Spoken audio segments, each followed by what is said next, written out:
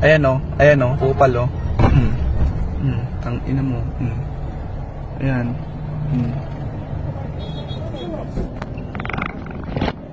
Ayan.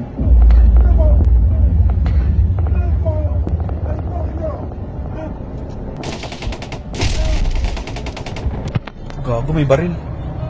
Sa ngayon, ang pinakakaso na lang ni Mr. Gonzales ay administratibo. Malaki ang probability at ito sa tingin ko sigurado na iimbestigan ng FEO ang kanyang LTAP. I-review ng FEO ang kanyang license to own and possess. Hindi niya maiwasan yun. Ay, problema niya na yan, sagutin niya na dun sa FEO kung ano magiging hato ng FEO sa kanya, kung i-revoke ba, i-cancel ang kanyang LTAP. Pero sa ngayon, nakita naman natin, sinabi niya na rin na anong oras din yun, pinag-isipan niya kung gusto niya pang humawak ng baril. Iniwan niya na yung baril dun sa police station. Hawak natin after ng baril ngayon, nasan yung baril? Hawak na ating, andyan ang baril ngayon. Ilayo mo lang. Hawak mo lang doon. Kaya ang baril natin, ang baril ni Mr. Gonzales. Okay, so, Glock 17. So, ayan, nasa custody natin. Pinag-iisipan niya ngayon kung yan ba surrender niya sa gobyerno or gusto niya pang magkaroon yan. Hindi, kasi gusto niya ang papel. Sa ngayon naman, wala pa namang ginagawa na investigasyon ng FEO.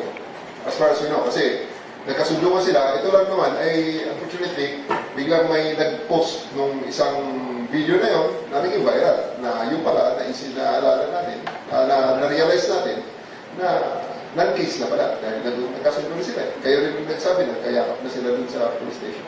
Unless na gusto makisali nung nag-post ng video na siya ang complainant. Patutok mo na siya ng baril. Patutok mo na siya ng baril.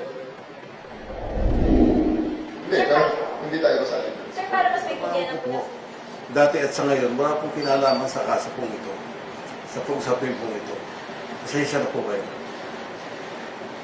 Pero kayo po ay government employee, sir? Just to... Hindi ko po masasagot sa ngayon po yan.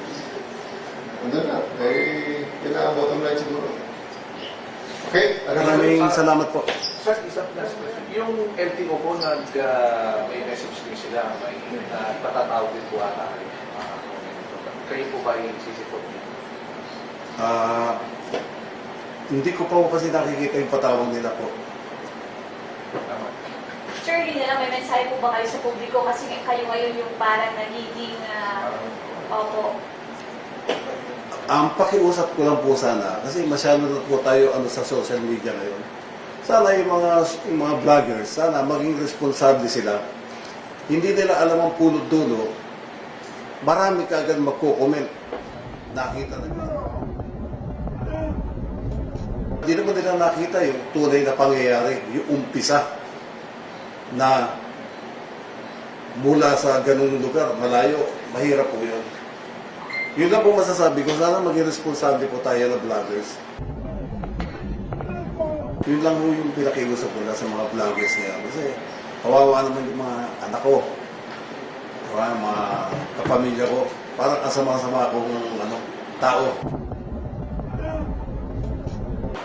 Na hindi naman mangyayari yun kung hindi ako talagang dumipensa lang din.